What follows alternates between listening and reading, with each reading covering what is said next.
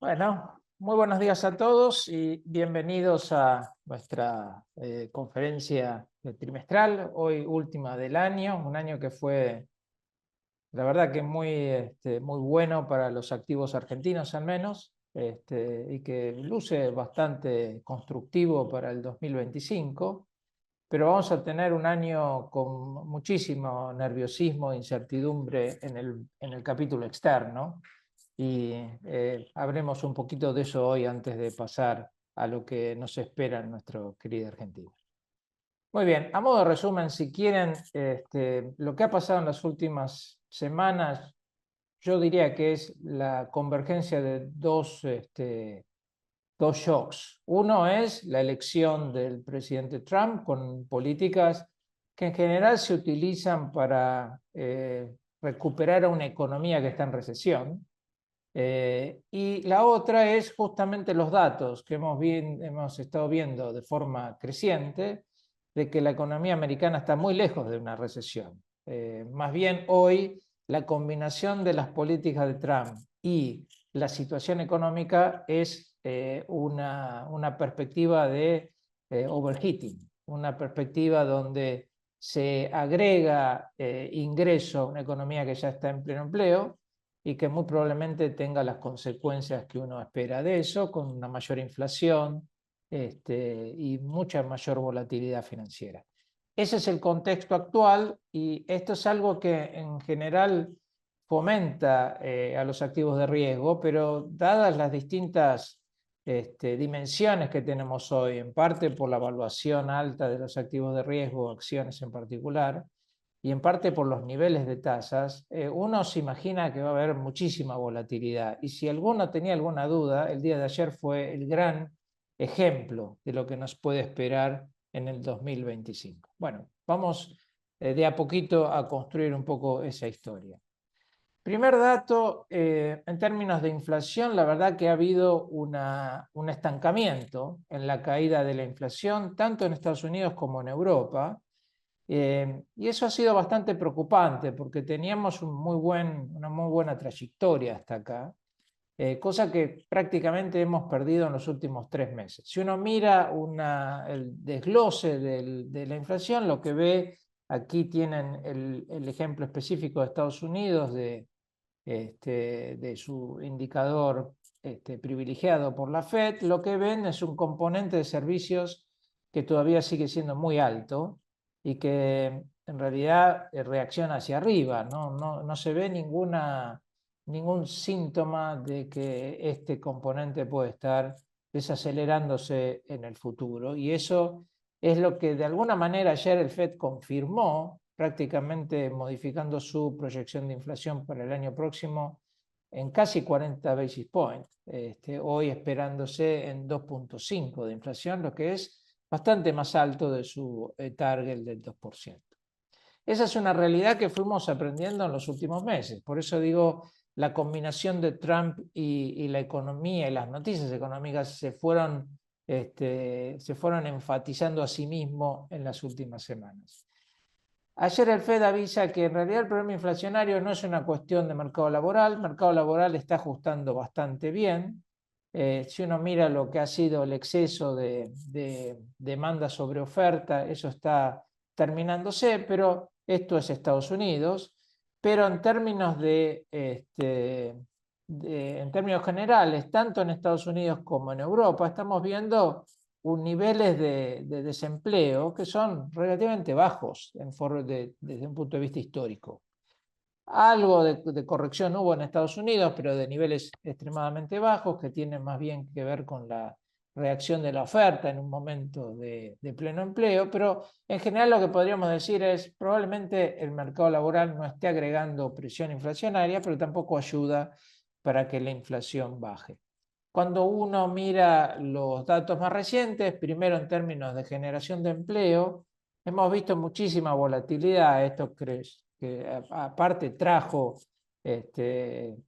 sentimientos encontrados en el mercado financiero. Tuvimos meses de altísimo crecimiento de empleo, meses de muy bajos. Recuerden que hubo tanto cuestiones climáticas, el huracán que afectó a la Florida, y algo específico de los puertos en la costa oeste de los Estados Unidos, que distorsionó un poco la medida de esta creación de empleo. Pero si uno mira el promedio de los últimos 4 meses, tiene una creación de 150.000 puestos de trabajo, que es bastante tendencia, si se quiere.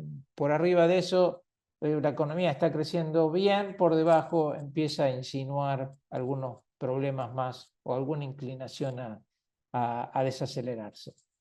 Y lo que además estamos viendo que ayuda sustancialmente al comportamiento de la inflación es el gran crecimiento de la productividad. Cuando uno mira salarios ajustándose todavía al 4%, pero ve que el costo unitario prácticamente sigue. La inflación está muy por debajo, gracias a esa productividad que se ha ganado en los últimos, yo diría los últimos 12, 18 meses. Una caja negra la productividad, pero que sin embargo pareciera reflejar un poco la combinación de toda esta energía e inversión que se ha puesto en la inteligencia artificial y cómo eso impacta sobre los negocios y los costos.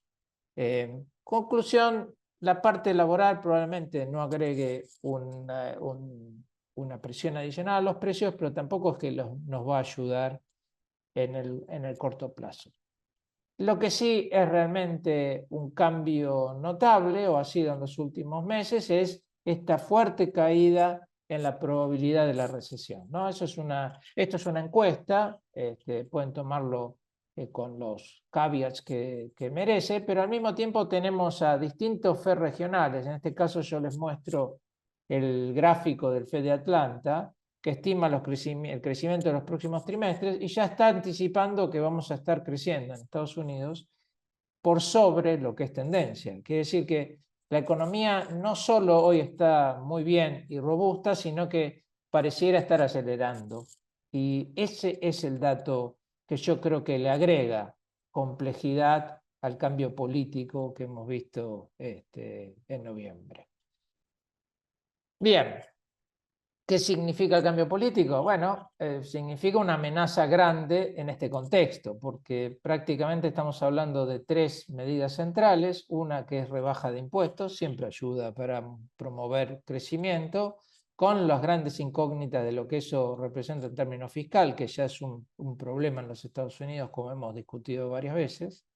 Tenemos la amenaza bastante fundada de suba de tarifas al comercio exterior, cosa que hizo Trump en su momento y ahora repetiría con algo de mayor potencia. Y después tenemos esta amenaza a afectar la oferta laboral, que con deportaciones o con alguna corrección en términos de lo que es la política migratoria en los Estados Unidos, que cuenta fundamentalmente de la ayuda de los inmigrantes y que por eso preocupa tanto. De vuelta, esta combinación de políticas tal vez son muy razonables en una economía en recesión que necesita algún tipo de ayuda, pero claramente no son las recomendables para una economía que está muy lejos de eso y que está creciendo a más de lo que es la tendencia.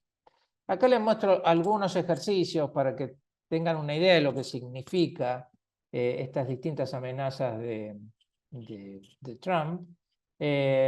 Obviamente son todas estimaciones, pero para que tengan algunas fuentes diferentes de lo que esto puede representar, o al menos cómo lo está viendo el mercado. Acá tenemos una encuesta hecha por Bloomberg de los distintos análisis de los bancos y analistas en términos de 2 variables centrales, el crecimiento del PBI y la inflación. Como ustedes pueden ver, hay una expectativa de crecimiento, de empuje al crecimiento por la baja de impuestos, pero también hay una gran duda al respecto de lo que puede generar la guerra comercial.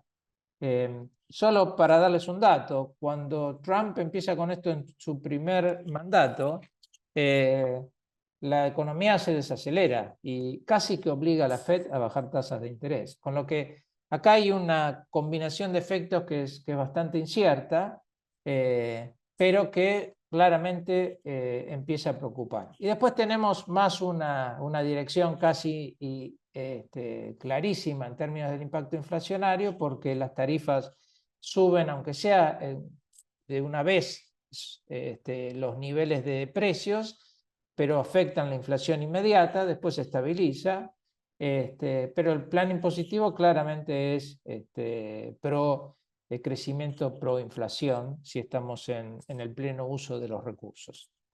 En términos fiscales, acá tienen una estimación de las fuentes típicas de proyecciones fiscales, que lo que cuenta, y es que esta es la referencia con respecto al candidato demócrata en ese caso, pero lo que cuenta es que Trump, en principio, comparando con lo que es el escenario base que ellos tienen, representa una suba del déficit de más de 2,5 puntos del producto.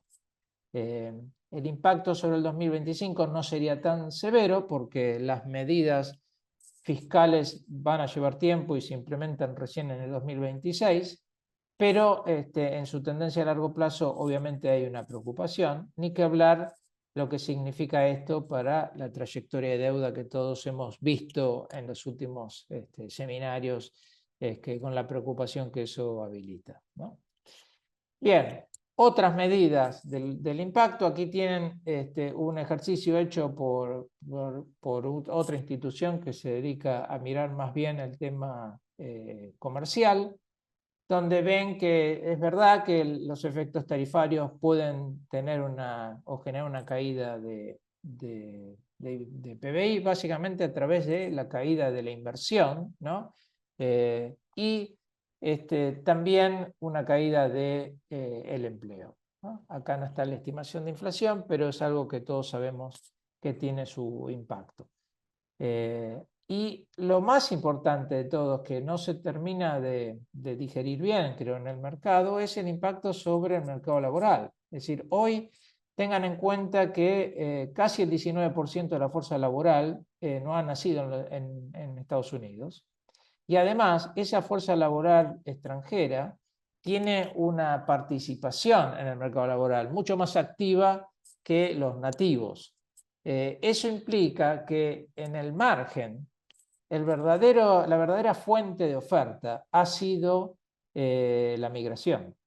Y esto lo pueden ver en este gráfico del Bureau of Labor Statistics, donde ven que el crecimiento en el margen en estos años ha sido fundamentalmente el aporte de la migración, cosa que de cortarse tiene un impacto marginal fundamental, pero también tiene un impacto sobre stocks. Piensen que hoy Trump está hablando de 11 millones de migrantes indocumentados y que está pensando en una deportación de algo así como 1 millón al año. Eso tiene un impacto sobre desempleo en una estimación medio simple de casi medio punto a 1 punto. Y tiene un impacto sobre el total de la oferta en el acumulado de más de 5%. Con lo que estas medidas obviamente lucen tal vez bien políticamente, pero no necesariamente van a ayudar mucho a la economía y muy probablemente sea lo que más se trabe en términos de implementación.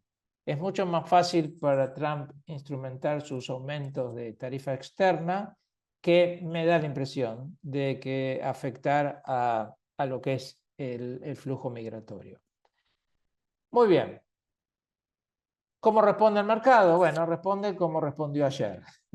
Cuando el Fed además confirma que venimos muy bien. Y eso es una mala noticia dado la perspectiva que se tenía en términos de tasas de interés. Ayer el Fed baja 25 basis points, su Fed Fund, pero sube su pronóstico de inflación y de tasas en más de 50 basis points en el año siguiente y el siguiente. Entonces, hoy estamos hablando de una tasa que está en 4,25 en Fed Funds y que en principio solo bajaría 50 basis points más el año próximo. Y a esto el mercado termina de no creerle en lo más mínimo. la combinación, creo, de la fortaleza económica, más el reconocimiento del FED de que no termina de entender de dónde nace este impulso inflacionario que no está corrigiendo, porque dice que no es una cuestión de pleno empleo o de mercado de trabajo. Creo que ha realmente asustado muchísimo al mercado y ayer lo vimos. Y ahora lo vamos a discutir en términos de lo que eso significa a partir de los distintos activos. Donde es bastante claro. Ayer una noticia de una economía fuerte y de un FED que mantiene tasas no necesariamente causa el daño que causó en términos de las acciones, ni tampoco de las tasas largas, que ya de por sí estaban altas. Pero creo que el componente de incertidumbre y de falta ahora de reputación, diría, del FED, si uno analiza los reportes de esta mañana van a ver la gran crítica que hay en general a lo que ha hecho el FED en los últimos meses, empieza a entender por qué el mercado sigue tan convulsionado. Esa es, yo diría, la principal herencia que nos va a dejar la administración Trump. Es una altísima volatilidad en los distintos mercados.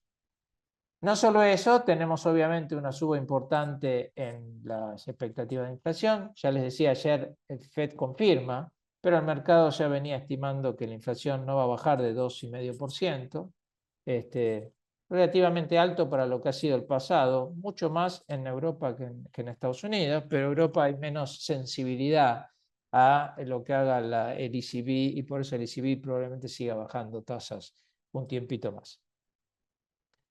Muy bien, y acá sí está la gran discusión sobre, bueno, dónde están las tasas reales. Yo ahora voy a hablar un poco más en términos históricos.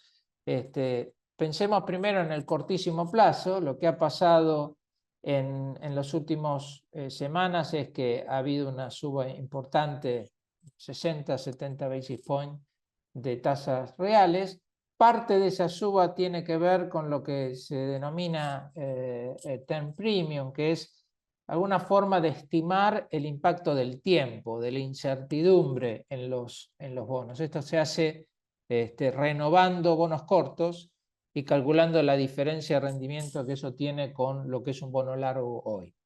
Esa prima de riesgo, si se quiere, es algo que está relativamente bajo, y estamos hablando de menos de 50 basis points, ha sido negativo por muchos años, pero claramente tiene un espacio ilimitado para crecer, y esa es una de las preocupaciones principales. Si uno tuviese que representar de alguna manera la falta de precisión respecto a lo que nos espera en términos económicos y financieros, es este term premium. Y eso es lo que probablemente siga amenazando a las tasas largas en los próximos meses. Y después tenemos obviamente la experiencia, que tampoco deja mucha tranquilidad en términos de lo que ha pasado con las tasas. Acá tienen lo que ha sido la línea gris, es lo que pasó en la primera administración de Trump, cómo se ha cambiado en el tiempo a partir de la inauguración, y previo, obviamente, con el anuncio de la elección, y lo que nos depara, o lo que está pasando ahora y lo que podría pasar. Muy importante para señalar es que este primer movimiento de tasas de 10 años en la primera administración se sucedió con tasas reales prácticamente cero, con lo que el movimiento ha sido importante, pero desde niveles muy bajos. Hoy estamos hablando de una tasa real de por lo menos 200 basis points. Y sobre eso se podría agregarle otros 50 basis points. Esa es la gran discusión o pregunta o incógnita que ahora tratamos de compartir, si quieren. Y para, de alguna manera, representar hoy esta gran incertidumbre sobre lo que nos depara el futuro, podemos ver la curva de rendimientos. Si se fijan, esta línea celestita era la curva de rendimientos en nuestro último seminario, en septiembre, donde había una curva invertida con tasas cortas muy altas y tasas largas bajando, típico del proceso donde empieza la Fed, pero con una perspectiva de recesión delante, o con una perspectiva de tratar de evitar la recesión delante. La actual, a la del día de ayer, es esta línea firme que prácticamente tiene una curva aplanada. Y esta sí que genera, yo diría, muchísimos interrogantes. Porque primero hay que pensar aplanamiento en un contexto de estabilidad, puede ser, pero no en un contexto donde las amenazas son a más bien overheating, en términos inflacionarios, en términos de crecimiento. Y la otra gran discusión debiera ser el nivel. Estamos hablando de niveles de 4%, con una inflación esperada en 2,5%, pero que eventualmente converge al 2%, tasas reales del 2%, contra lo que históricamente ha sido menos de 0, o negativas. Y ahí está realmente, yo creo que es la que nos debemos una discusión para poder entender un poquito más qué es lo que puede estar detrás de esto. Algo hablamos en el pasado, volvemos ahora a esa discusión mostrando un poquito de historia.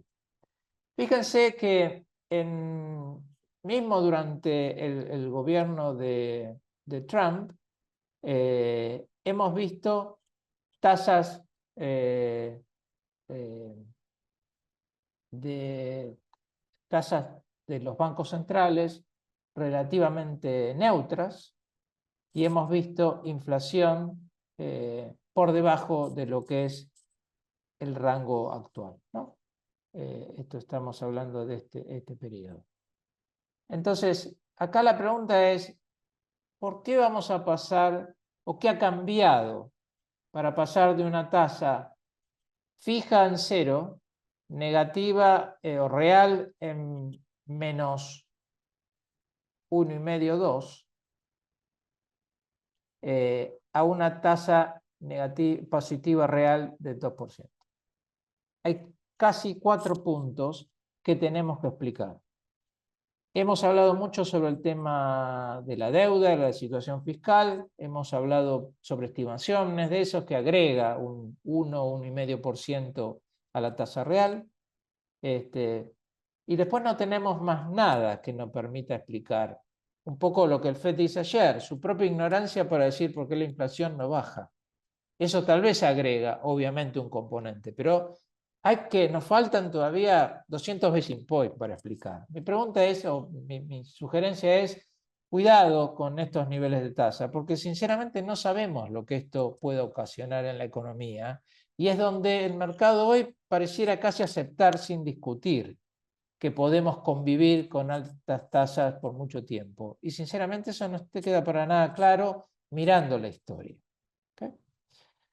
Lo que sí tenemos es una incógnita adicional en este contexto, que es ¿qué pasa si Elon Musk realmente cumple? En el sentido de que ustedes saben que Musk está hablando de un ahorro de 2 trillones de dólares en el gasto presupuestario. Bueno, mismo ayer ha generado una controversia enorme en términos de los gastos o del presupuesto que habían inicialmente aceptado todos. Evidentemente hay una figura dentro del gobierno de Trump que va a hacer todo lo posible por contener el daño fiscal. Y la pregunta es si va a ser capaz o no. Cuando uno mira, fíjense en términos agregados, estamos hablando de más del 20%, 25%, 30% del gasto total, que Musk sugiere que es fácilmente reducible. Algo que suena lógico en la Argentina, después de tantos años de abuso, no sé si suena tan claro o tan evidente en los Estados Unidos. Cuando uno mira las distintas componentes del gasto americano, lo que se encuentra es que hay mucho de parecido a lo que es el caso argentino, donde la parte social, salud, beneficios, educación, transporte, son esos gastos que difícilmente tengan mucho espacio para corregirse. Obviamente puede haber un intento sobre una nueva reforma en el seguro médico, algo que tiene la administración.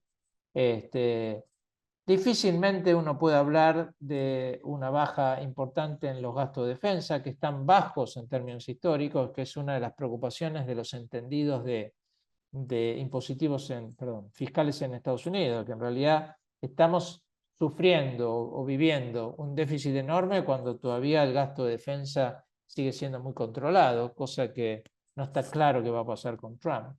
Cuestión es que uno debiera ser más bien escéptico de que tenga estabilidad, pero puede estar esa sorpresa o parte de esa sorpresa para que finalmente al menos la dimensión fiscal en la política de la nueva administración republicana no sea tan dañina y que entonces afecte menos a las cuentas, afecte menos a la deuda y afecte menos también al impulso que se puede agregar por gasto público sobre una economía ya en pleno empleo.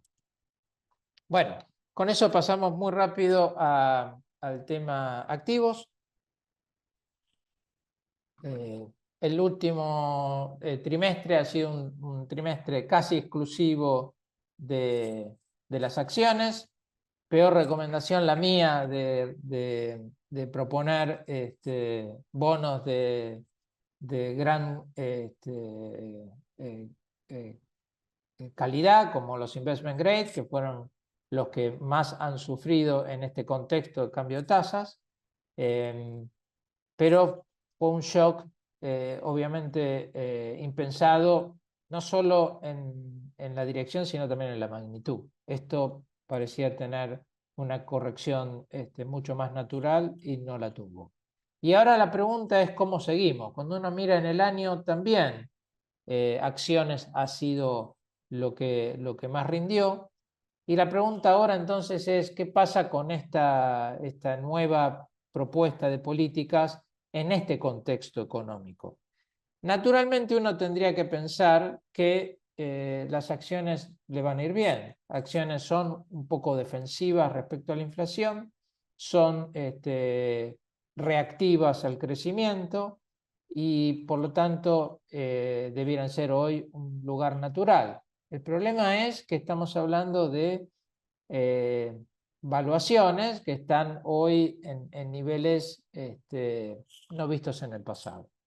Y esto no solo es para los Estados Unidos en particular, y es para las grandes compañías que movilizan a los índices en los Estados Unidos, que tienen que ver, que están asociadas con la revolución de la tecnología de la información, ¿no? Que muy probablemente lo hemos discutido varias veces, haya muchísimos espacios para que estas empresas sigan creciendo, sigan siendo líderes y sigan ganando altos retornos, pero es válido preguntarse si los múltiplos que hoy tenemos representan eso con algún tipo de razón. Y la mínima corrección de eso, obviamente, puede preocupar mucho. El ejemplo de ayer es evidente. Ante la incertidumbre y la posibilidad de tasas de descuento continuando altas, tuvimos un sacudón en la bolsa que venía de crecer medio punto, de estar arriba de medio punto, a caer más del 3%. Eso creo que es lo que uno debiera esperar en los próximos meses. Es decir, teóricamente las acciones son defensivas hoy, por valuación y por incertidumbre de políticas, probablemente no salgan, no sean tan seguras como parecen. En el corto plazo, no solo se han sido beneficiadas por el retorno, sino también por la baja volatilidad. Aquí les comparo la relación de volatilidad de los bonos contra las acciones y la verdad que los niveles de volatilidad de las acciones han seguido muy bajas. Los bonos habían bajado un poco, pero vuelven a subir, con lo que hasta en la relación esta de riesgo-beneficio, de retorno-volatilidad, las acciones muestran una combinación mejor. Yo sinceramente diría, tengan cuidado con las valuaciones porque una corrección en este contexto es totalmente probable o posible, y la magnitud puede ser muy importante, ¿no? Aunque por ahí se deshaga en los próximos meses, pero hay que estar muy protegido contra esta volatilidad que seguramente va a ser creciente. Entre los ganadores también podemos encontrar al dólar, obviamente, dado la discusión. Por contraposición, en general, los perdedores son los commodities, en los granos lo estamos sufriendo y lamentablemente eso probablemente siga en los próximos meses. Bueno, a modo de conclusión, antes de pasar a la Argentina, la verdad es que, de vuelta, me da la impresión de que las propuestas políticas de Trump pueden generar buenos retornos, pero también casi con seguridad van a generar una altísima volatilidad financiera y por eso hay que tener mucho cuidado en cómo construir su canasta de inversiones. Hoy creo que la verdad no hay otra cosa que diversificar. Uno puede estar asustado con lo que le han pasado a los bonos en los últimos meses, pero sinceramente estamos con niveles de tasas muy altas que difícilmente se puedan sostener, aunque tengan volatilidad en el corto plazo. Y eso también debiera ser una forma de defensa respecto al futuro. Entonces, ante eso y la volatilidad o el riesgo evaluatorio de las acciones, yo creo que hoy llama más que nada la diversificación y la prudencia en general. Muy bien, con eso pasamos a la Argentina. Todo bien en la Argentina, en principio estamos en un sendero que nadie pensó que podíamos estar el año pasado. La inflación finalmente empieza a quebrar su inercia histórica y daría la impresión de que todo se encausa. Obviamente sigue siendo una situación muy frágil, algo les voy a comentar, y no solo por la parte económica, por el exceso de pesos, por la falta de dólares, sino también desde el punto de vista político. Hoy estamos casi todos pendientes de un individuo. Obviamente hay un equipo económico que ha ayudado muchísimo, pero las decisiones finalmente se apoyan por un individuo que es el presidente y la relación con la política no es nada tradicional, tal vez es un buen dato para la Argentina, pero no necesariamente ayuda a que uno pueda tener previsión de los distintos riesgos. Y me parece que si hay un riesgo en este año 2025 que comienza, es más bien un riesgo político. No lo veo hoy como un riesgo económico siendo central. ¿Okay? Bien, tema inflación, bajando y nicely. Esto lo hemos visto en los últimos meses, más de lo esperado. El dato de noviembre fue un gran dato, con una inflación baja, con un núcleo que también está bajando, y con cierta recuperación continua de los precios relativos. Cuando uno mira la expectativa de inflación medida por el documento del Banco Central y lo que ha sido la inflación real, siempre ve una sobreestimación a la inflación. Por suerte, la realidad ha sido mejor y eso debiera también empezar a ayudar al gobierno, ganando credibilidad con lo pasado, a que el mercado espere más un buen comportamiento de la inflación de lo que se esperaba antes. Entonces, da la impresión de que la parte más desafiante del quiebre de la inflación ha pasado y ahora es una cuestión de manejar estos niveles y estos datos. A mi entender, la baja de la tasa de depreciación es un hecho, vendrá enero, febrero, y muy probablemente esa que pasaremos al 1% en principio.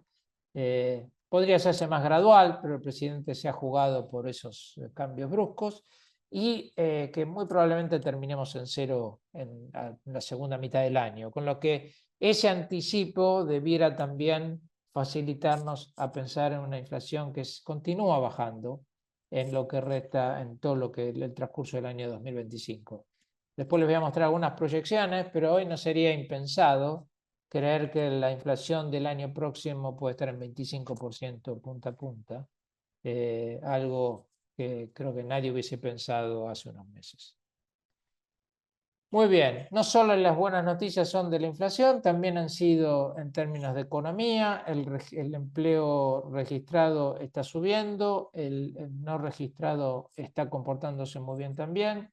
En términos de actividad económica, han visto los últimos datos del INDEC que muestran una recuperación del tercer trimestre bastante firme. Si uno compara con otros periodos de desaceleración o recesión, la verdad que este año 2024 se comportó muy bien, en particular sin olvidar que tuvimos un ajuste de gasto consolidado del 5 puntos del producto y que creo que lo que ha ayudado, más allá de la tranquilidad financiera, lo que ha ayudado muchísimo es que la baja de inflación fue relativamente rápida y la recuperación de ese impuesto positivo, impuesto inflacionario, ayudó muchísimo a las familias para, de alguna manera, compensar la baja de gasto por el ajuste fiscal.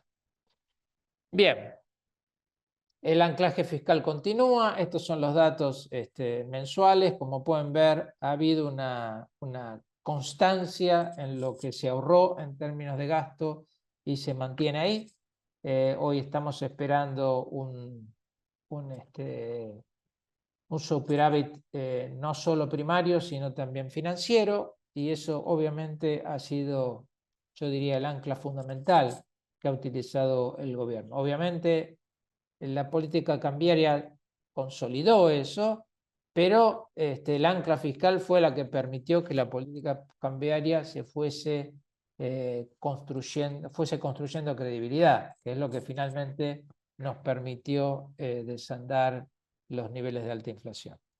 Eso se queda el año 2025. Hoy ningún analista duda que el compromiso fiscal está ahí y eso debiera ser muy importante para continuar con la reducción de la inflación. Entonces, ¿está todo bien? Bueno, no del todo. No hay que olvidar que Argentina viene de una situación dramática con muchísimos desbalances. No solo es una cuestión del déficit fiscal del último año, sino que es justamente la acumulación de muchos años de déficit fiscal que fueron financiados con monedas sin respaldo, que es lo que hace muy difícil el manejo de la estabilidad financiera hoy, en particular porque no tenemos reservas. Y esa falta de reservas se ve en dos dimensiones. Por un lado, en la necesidad de dólares en los próximos años. Aquí tienen una estimación. Estamos hablando de 20.000 millones de dólares cada año en los próximos dos. Eso en el año 24 fue prácticamente resuelto con superávit comercial y algo de financiamiento de multilaterales. El año próximo va a tener algo de financiamiento de multilaterales, pero hay que financiar 10.000 millones de dólares por lo menos. Y la gran novedad es que a partir del blanqueo, el ingreso de esos dólares de los privados está permitiendo la generación de ese financiamiento. Y hoy estamos en el año 24, aquí tienen lo que ha sido el gran renacer del mercado local y todo lo que eso ha aportado en términos de financiamiento. Con suerte, a eso se le suma también la apertura del mercado externo. Algo vimos con los corporativos argentinos, algo estamos esperando con respecto al soberano, y eso debiera ayudar a resolver de alguna manera esta fragilidad de falta de dólares.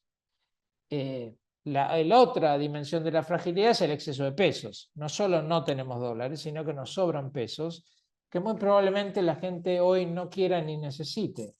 Estamos hablando, esta es una medida que yo los he cansado de mostrar.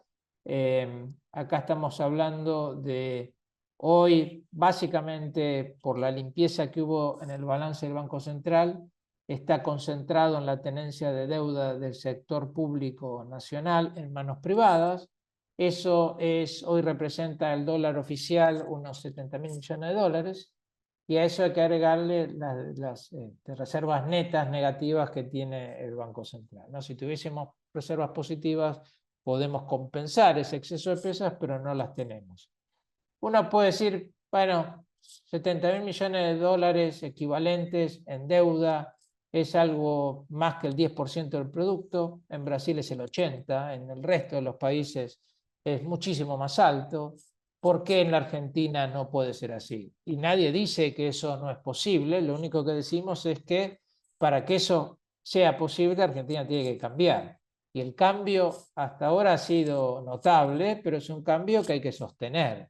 Y eso es lo que nos va a generar la demanda por pesos, que finalmente va a eliminar este exceso de pesos que hoy tenemos. A mi entender hoy, aunque los distintos tipos de cambio muestren una gran estabilidad, a mi entender todavía no están dadas las condiciones para abrir las restricciones de capital, porque eso generaría una amenaza fundamental contra la estabilidad en la demanda de pesos. Ni que pensar sobre la estabilidad en la demanda de bonos, que el sector público todavía necesita, justamente porque tiene que financiar el pasado, no el presente. El presente lo resolvió, ahora tiene que financiar todo lo que ha quedado como herencia en la acumulación de esos pesos y deuda. Así que, a mi entender de vuelta, creo que eso ayuda a pensar que, o al menos a mí, me convence a pensar de que el gobierno no tiene ninguna urgencia por deshacer el cepo, y eso me da la tranquilidad de que el año próximo va a ser un año relativamente estable. Por eso yo les decía, si hay un riesgo, me parece que es más bien político y no tanto económico. Mientras tanto, van mejorando todos los indicadores. El gobierno no solo coloca deuda a tasas decrecientes, obviamente bajan de la mano de la inflación, sino que también aumenta la madurez efectiva de la deuda, que es lo que uno tiene que lograr. Que el día que decida cambiar, reducir los controles de capital, el componente líquido de esos pesos sea el menor posible. Y después ir desarmando de acuerdo a lo que la demanda lo exija. Muy bien. Y con eso pasamos a la gran dimensión de activos, donde hemos visto bueno, lo que ustedes todos saben y probablemente estén disfrutando en sus cenas de fin de año. Las acciones en niveles que no se correlacionaban con el riesgo país en el pasado, pero que hemos discutido varias veces el punto de que creo que los malos tratos del sector público con respecto a su deuda ha hecho que el sector privado se beneficie enormemente, y aparte tenemos estas historias muy constructivas respecto a algunos sectores, en particular el energético. Y acá vemos lo que es la evaluación actual en términos de múltiplos, y sinceramente yo no he hecho este número, esto lo utilizamos de Morgan Stanley. Me sorprende un poco los niveles de múltiplos de hoy, pero de ser verdad, estamos hablando de todavía mucho espacio para crecer. Obviamente, lo que está cambiando también en la Argentina es la capacidad de generar retorno, cosa que en el pasado era bastante más dudosa. Y después tenemos en los distintos activos de bonos casi el pricing perfection, ¿no? En parte en lo que tiene que ver con los activos en pesos. Si uno se fija, la perspectiva dada por el mercado de futuros arroja una caída creciente de la depreciación. Como yo les decía, creo que esto está sobreestimando lo que va a pasar. Para mí, el segundo trimestre del año tiene una depreciación menor, seguro, y el tercero tiene una depreciación aún menor todavía de lo que tenemos proyectado. Con lo que hay un espacio enorme para la convergencia acá. Cuando uno mira las tasas, esto sería una especie de curva de rendimiento en pesos, las tasas en pesos han comprimido notablemente. Todavía tienen espacio para comprimir si uno piensa que la inflación puede tender más bien al 1%, del 2,5-3% en el que nos encontramos hoy. Es más, para darles una idea de rendimiento, lo que hemos visto es una convergencia muy importante en términos de rendimiento dólar-peso. Hasta ahora ambos fueron una muy buena inversión. La discusión a partir de ahora es un poquito más difícil, no porque el peso no tenga espacio para rendir. Acá tiene un ejercicio que es la comparación del retorno entre los activos en pesos. Estos son los distintos bonos, que llega hasta el 2026, y lo que sería la alternativa de tener un GD30, un bono en dólares de la República Argentina, y el tipo de cambio que hace break-even, que iguala el rendimiento de los pesos y de ese activo en dólares. Cuando uno mira en el tiempo, estamos siempre calculando niveles de tipo de cambio que están bastante por arriba de lo que pueden ser las proyecciones, dado esta expectativa de baja de la depreciación, ¿no?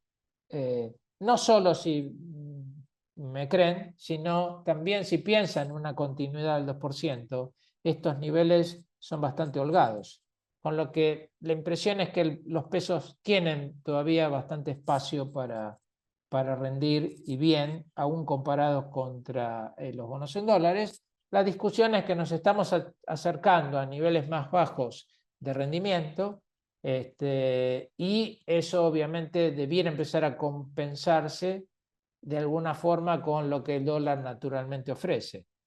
No necesariamente el dólar en un activo del gobierno, pero bien puede ser el dólar en un activo privado, que nos da cierta garantía crediticia y al mismo tiempo nos da cierta estabilidad de moneda, ¿no? Conclusión, casi como lo que ha sido la conclusión para el escenario internacional, hoy podemos disfrutar de la alternativa de activos y tratar de diversificar también nuestra cartera.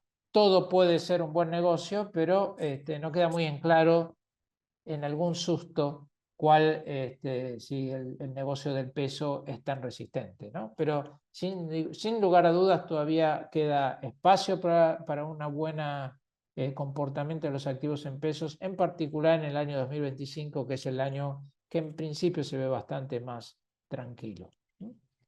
Bueno, y después hemos tenido, sí, también para los que miran muy en detalle el tema de activos, hemos visto una fuerte compresión en las tasas cortas, particularmente después de la tasa de inflación, y eso que se ha perdido un poquito en la última semana. Esto fue la semana del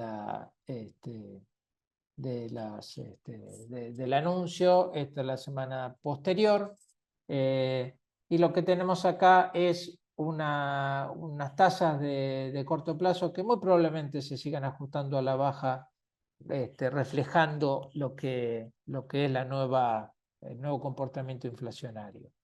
Aquí creo, y esto es algo que es mi sensación, nada de información, me da la impresión de que el gobierno va a estar bastante más proclive a ofrecer retorno en plazos largos que en plazos cortos, y que va a utilizar realmente el plazo corto como para forzar una convergencia mayor.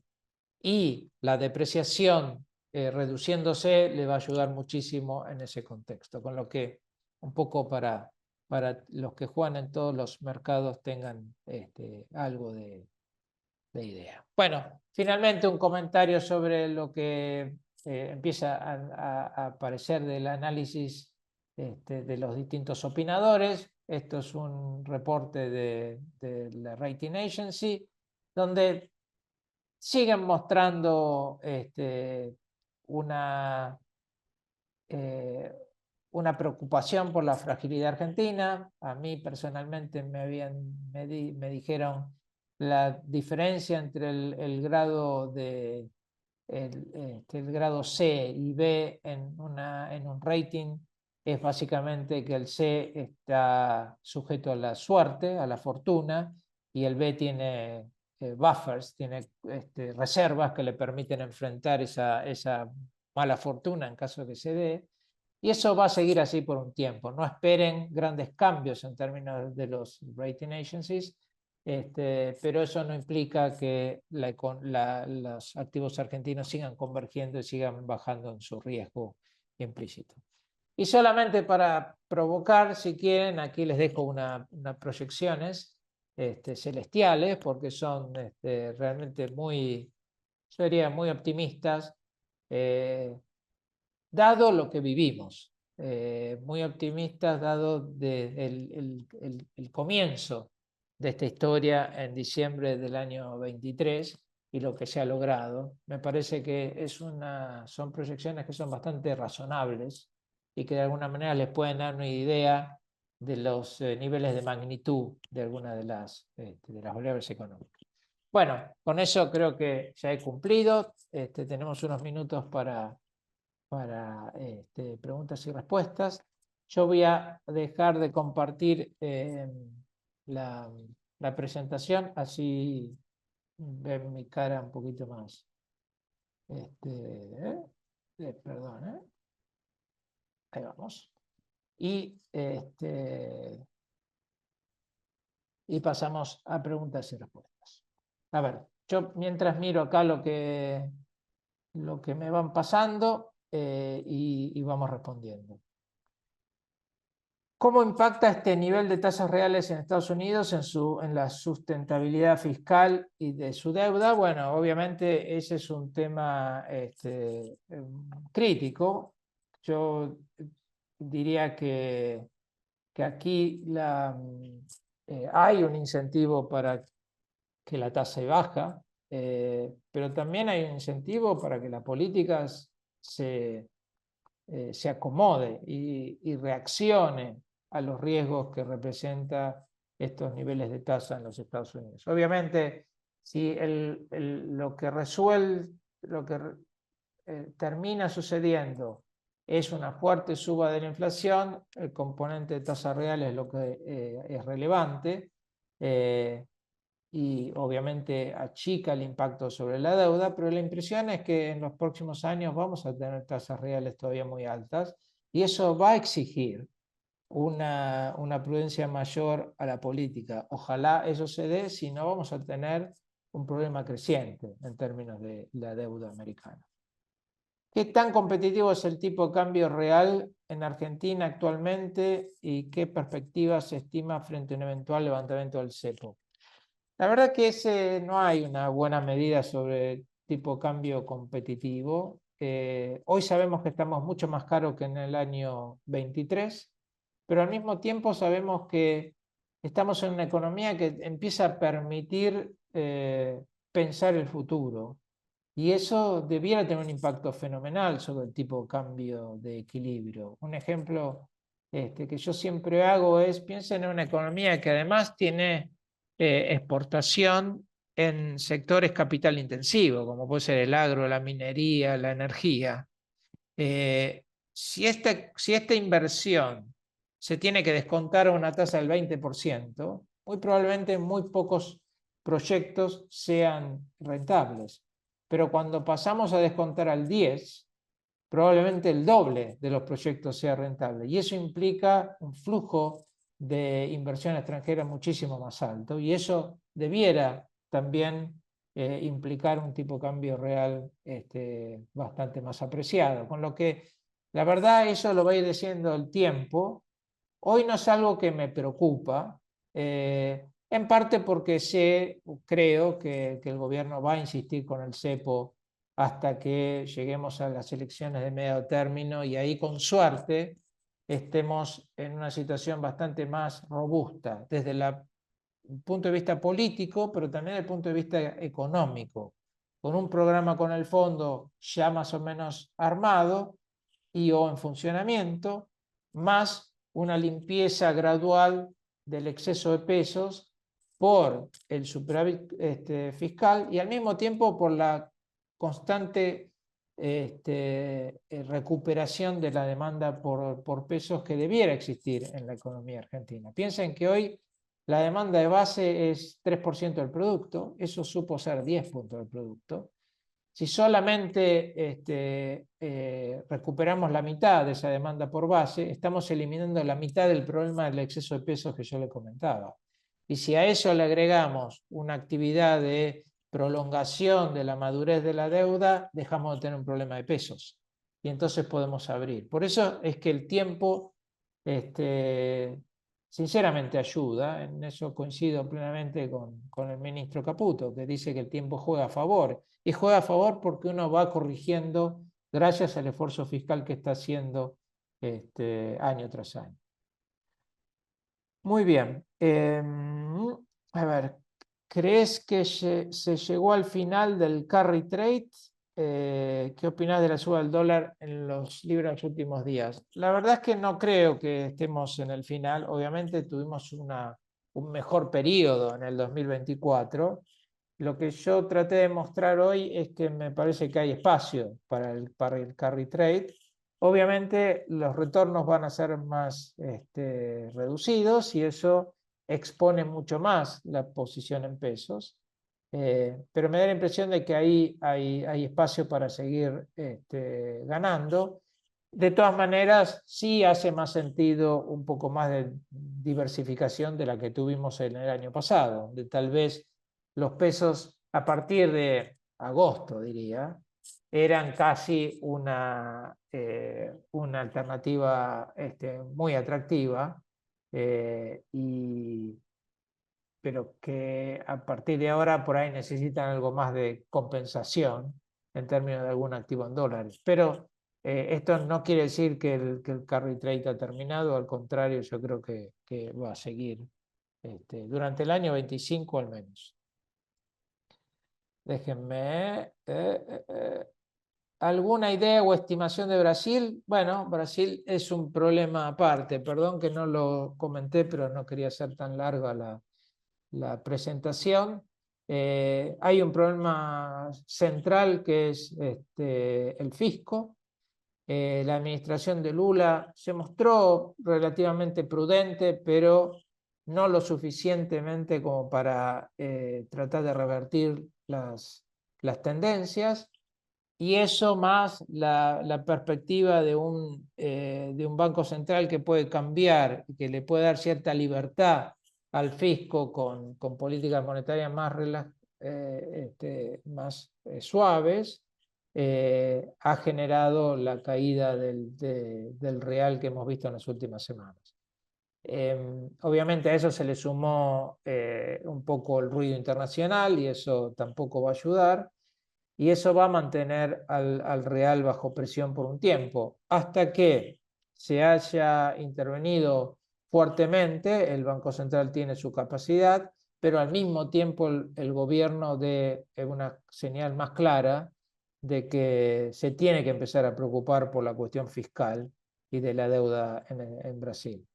Corto plazo, creo que un problema para Argentina, no solo en términos de importaciones de bienes y servicios, pero que el cepo de alguna manera permite manejar sin grandes nerviosismos, si se quiere, la situación actual.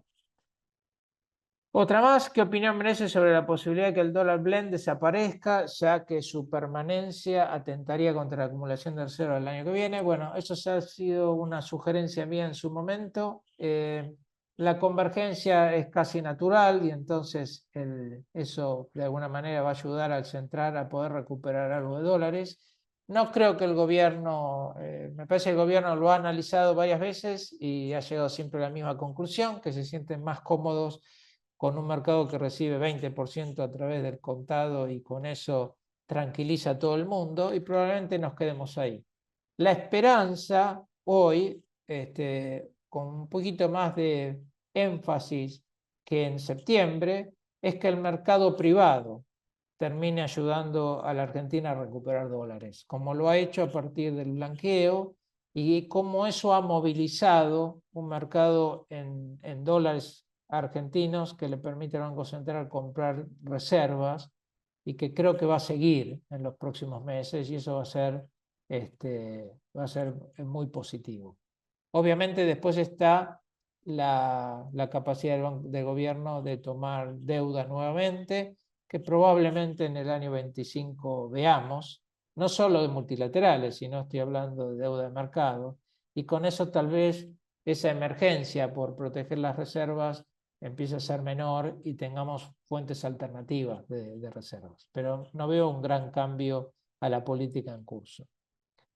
¿A cuánto espera que baje el riesgo país en el año 25? No tengo idea. No. Alguna vez he tratado de estimar en un modelo la precisión de los spreads y mis resultados han sido malísimos, con lo que es muy difícil pensar eso. Yo diría que va a estar un poco por debajo, pero no creo que vamos a ver una fuerte comprensión adicional, al menos no hasta las elecciones.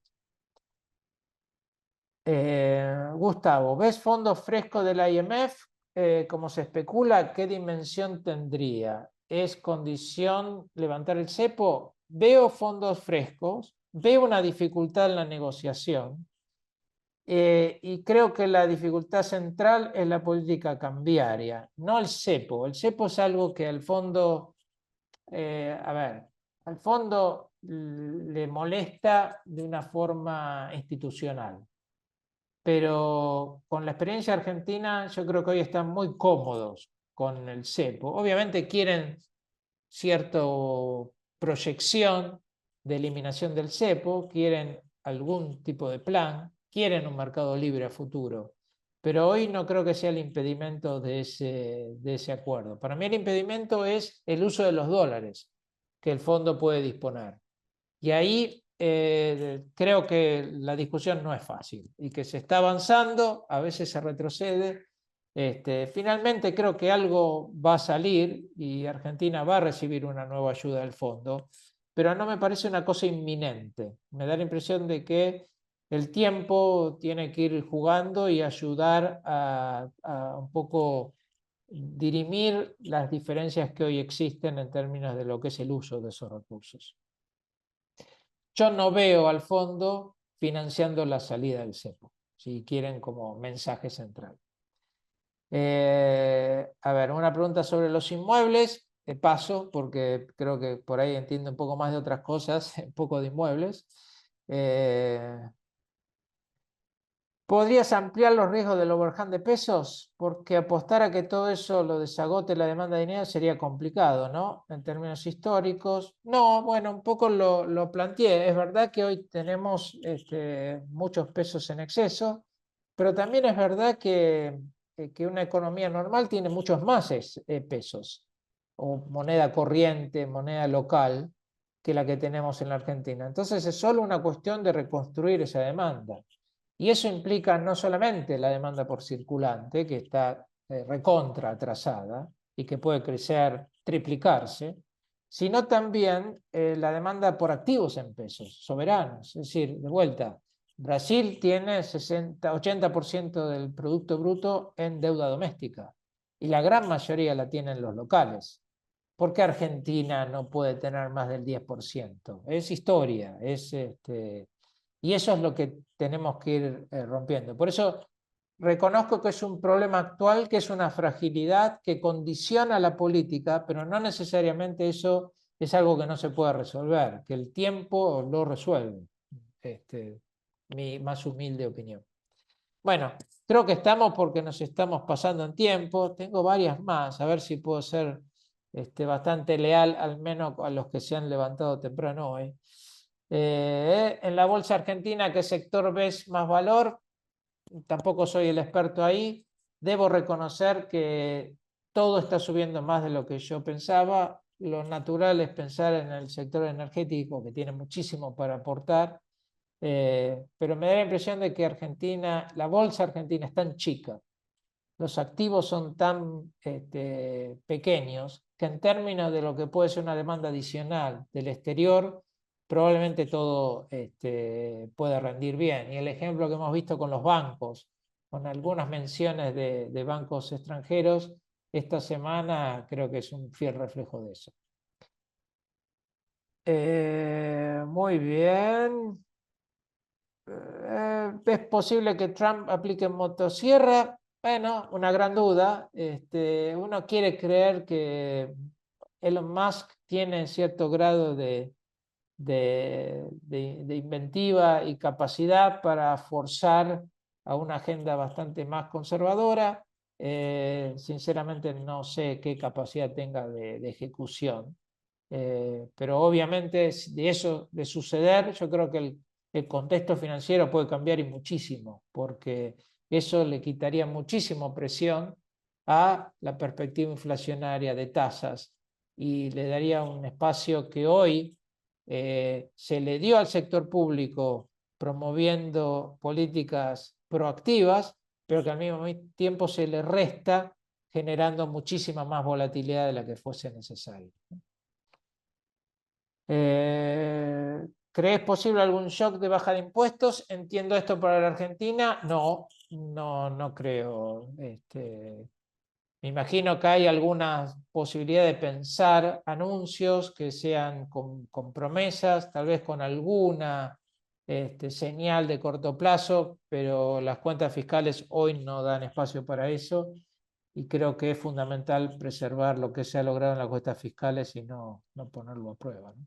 Bueno, por suerte no hay más preguntas y por suerte no hemos usado tanto el tiempo, así que aprovecho para desearles unas muy felices fiestas y un muy próspero 2025. Hasta el año próximo.